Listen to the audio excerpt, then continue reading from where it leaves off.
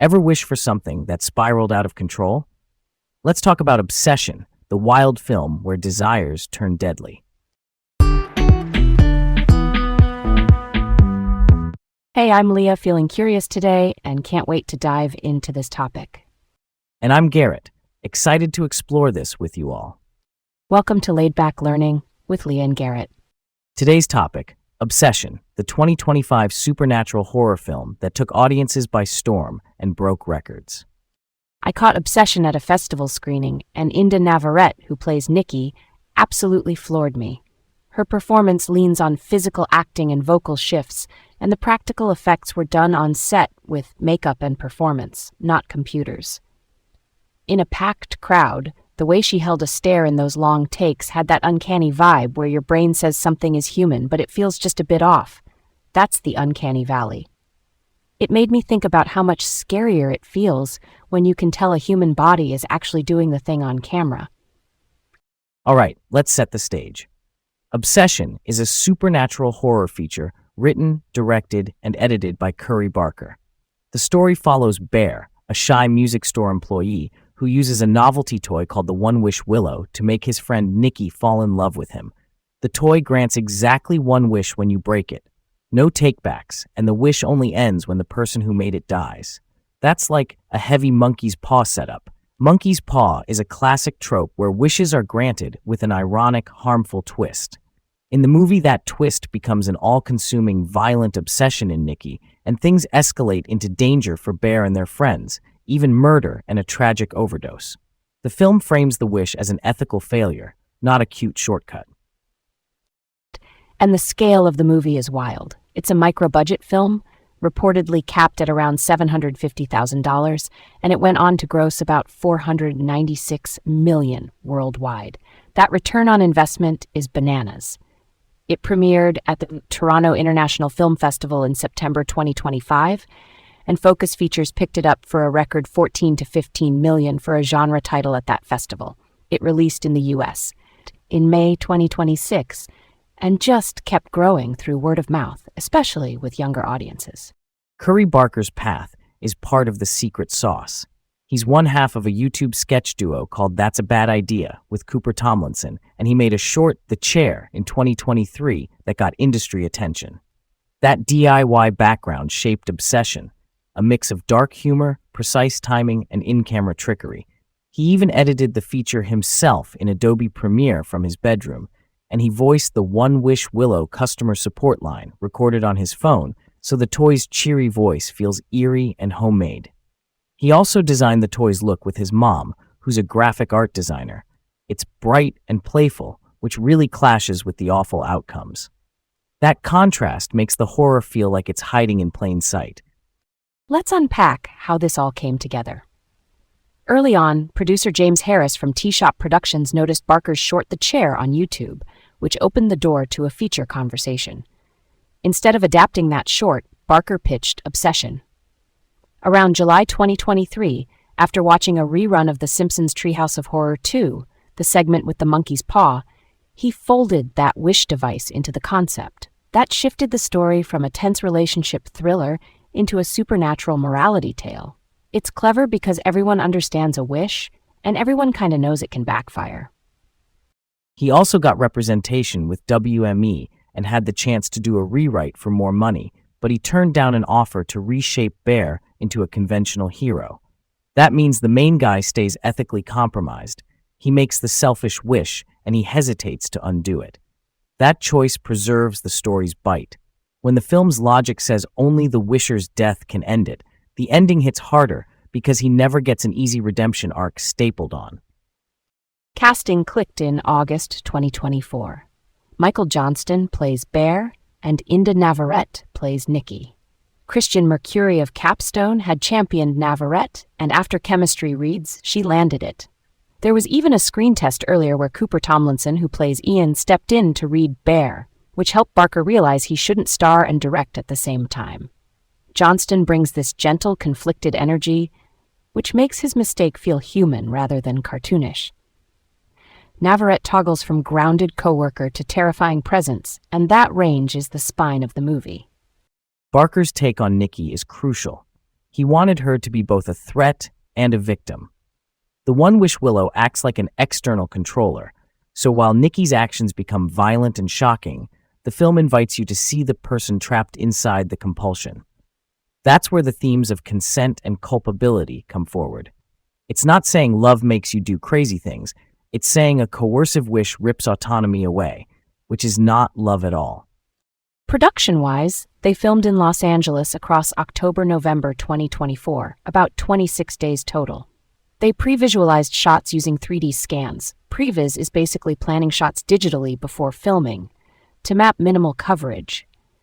The cinematography leans into center compositions with a little extra headspace. That unusual headroom creates negative space that makes your eyes search the frame, priming you for intrusions. It's like the frame itself is holding its breath. They also used an LED stage for car scenes. That means virtual backgrounds on big screens behind the actors instead of driving on real streets, which on a micro-budget is huge for safety and control. LED stages give consistent lighting and realistic reflections. You can do multiple setups in a day, and it still looks polished. For a shoot under $1 million, that's a smart way to stretch dollars without losing the look. And they shot in real spots. Cassell's Music in San Fernando, which sadly closed about a year after, so the film now doubles as a little time capsule. The Green Man Crystal Shop and the Roguelike Tavern in Burbank, and Little Tony's in North Hollywood. Production designer Vivian Gray remodeled a Burbank house into Bear's home with tight hallways and occluding doorways. That layout made center-framed reveals land harder. Its simple architecture turned into a pressure cooker. Performance style-wise, Barker had the cast watch Hereditary by Ari Aster, and Navarrete also studied Midsommar and Pearl. Those references set a tonal lane: domestic dread, grief and mania, maximalist character focus. Navarrete mentioned inspiration from Betty Gabriel in Get Out, Toni Collette in Hereditary, and Mia Goth in Pearl. You can feel it in her micro-expressions and the way she jumps from warmth to menace. And it's achieved with practical makeup and physicality. No digital warping needed. Let's talk about the toy rules for a second because they're crucial. The One-Wish Willow grants exactly one wish when broken. You can't alter that wish, and it only expires with the wisher's death. There's even a hotline, Barker's voice, confirming the permanence. And there's a moment with Ian, played by Cooper Tomlinson, where a sarcastic wish for $1 billion causes cash to literally rain down. It adds this weird, almost comedic proof that the rules are real, which only makes the central love wish way scarier. The road to release had a few turns. After the TIFF premiere in September 2025, Focus Features came in with that record-setting 14 to 15 million acquisition. Universal Pictures International handled regions outside the U.S. Jason Blum then joined as an executive producer, announced with a teaser in December 2025. It's worth noting that creative work was already done. Blumhouse's role mainly amplified the genre signal, like a stamp saying horror fans should pay attention. There was also careful ratings management. After TIFF, they trimmed 6 or 7 extra head smash beats in one scene to avoid an NC-17. NC-17 means no one under 17 admitted, which can choke off multiplex showtimes. Keeping an R rating helped the movie play wide while still delivering the shock. That's strategic, not just in terms of content, but in terms of survival at the box office. Release landed in May 2026.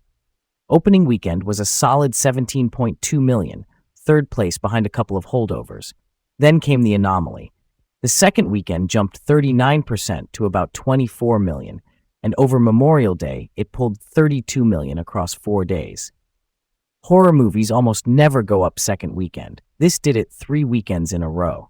Focus even delayed the planned digital drop on June 2nd to let that momentum ride longer in theaters. Gen Z turnout was the engine. 75% of the audience fell into the 18 to 34 range. Word of mouth plus memeable moments carried it. By late June, it crossed 300 million worldwide, then overtook Sinners as the top-grossing live-action English-language original of the 2020s, unadjusted. Early July, it became the highest-grossing film ever made for under $1 million, overtaking Enter the Dragon's unadjusted benchmark. Eventually, it totaled about 496 million worldwide. Critically, it hit too. Rotten Tomatoes sat around 93% with an average 8 out of 10, Metacritic about 77. Reviewers from The Guardian and Slant praised how the sound design, framing, and practical makeup built dread without a jump scare overdose. Audience responses were strong as well. Cinema score A- and good recommend scores. But it wasn't controversy-free. Some critics, like at the Boston Globe, argued the film sometimes reads as a heightened riff on Girlfriend's Be Crazy, even though it aims to critique coercion. That debate probably helped keep it in the conversation. Right. And there was a labor conversation, too. Art director Sally Choi posted that as a non-union production, she was paid about $300 a day while wearing multiple hats, and alleged some crew were volunteers covered only for gas and mileage. Those are her claims on social media, not independently adjudicated in what I've seen, but it sparked a bigger chat about how micro-budget shoots manage labor. It's part of the modern indie reality, even for films that go on to become massive hits. So here's the lingering question a lot of folks wrestle with. Does Obsession handle autonomy and gender dynamics well, or does it stumble into the very tropes it's critiquing? On one hand, the One Wish Willow externalizes control. It's not Nikki choosing, it's the curse. On the other hand, the image on screen is still a woman whose behavior becomes violent and all-consuming. Which way do you lean? Real talk, I think it mostly succeeds because the movie keeps pointing back to Bear's choice as the wrong turn. By minimizing lore, meaning it doesn't over-explain the magic rules beyond what we need, it centers the human ethics. Nikki feels like a person trapped inside a bad spell, not a stereotype. Inda Navarrette's performance really sells that duality. Her eyes and voice carry so much trapped agency energy that I couldn't read her as just a trope. I hear that. I might be a half step more cautious, though, because even when the film is saying the compulsion is external, the audience's gut reaction is formed by what they see, and they see a woman escalating in terrifying ways. For me, it works because the script and hotline scenes keep reminding us Bear set this in motion, but I get why some viewers bristle. Visual language can override intention. Why do you think the reminders were enough for you, but not for some others? Maybe because of how the rules pay off. The wish only ends when the wisher dies. That's a clean moral line.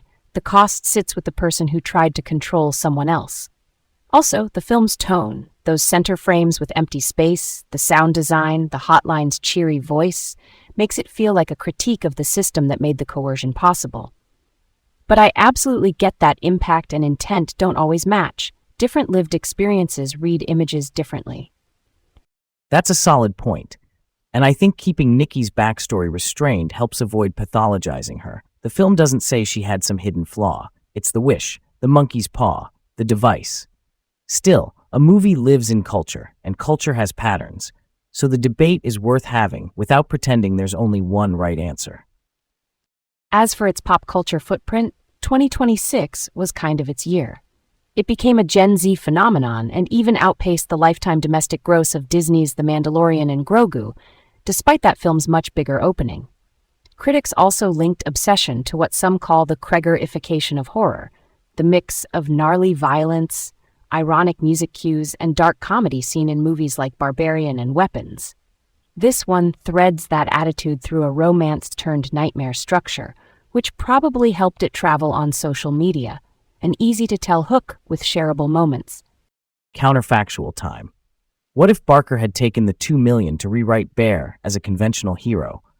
I picture a cleaner redemption arc where Bear realizes his mistake earlier, tries to undo it, maybe even sacrifices something before the finale. You might get more standard beats, the confession, the fix-it plan, the last-second save. But I think the ending, where only the wisher's death can end, it would lose force if Bear became too noble too soon. The shock that powered word of mouth might have softened. Totally. If Bear were a textbook hero, the moral math changes. The film risks saying make a terrible choice, then just do a few brave things, and it all balances. The current version holds the line that coercion has irreversible consequences. Also, the practical performance showcase from Navarrette hits harder when the movie refuses to give you an escape hatch. If the rewrite eased up on that, I wonder if the viral legs in weeks 2 and 3 would have been as strong. The unpredictable structure probably helped people say, you've got to see this. Another ripple. Focus features might still have bought it, but would they have paid a record price without that sharper moral edge and festival buzz around the risky ending logic? Hard to say. And Jason Blum's later attachment thrives on movies that feel a little dangerous. A safer hero pass might have fit the market, but maybe not the moment. Thanks for joining us on this journey through obsession. Stay curious, and we'll catch you next time on Laid Back Learning with Leah and Garrett.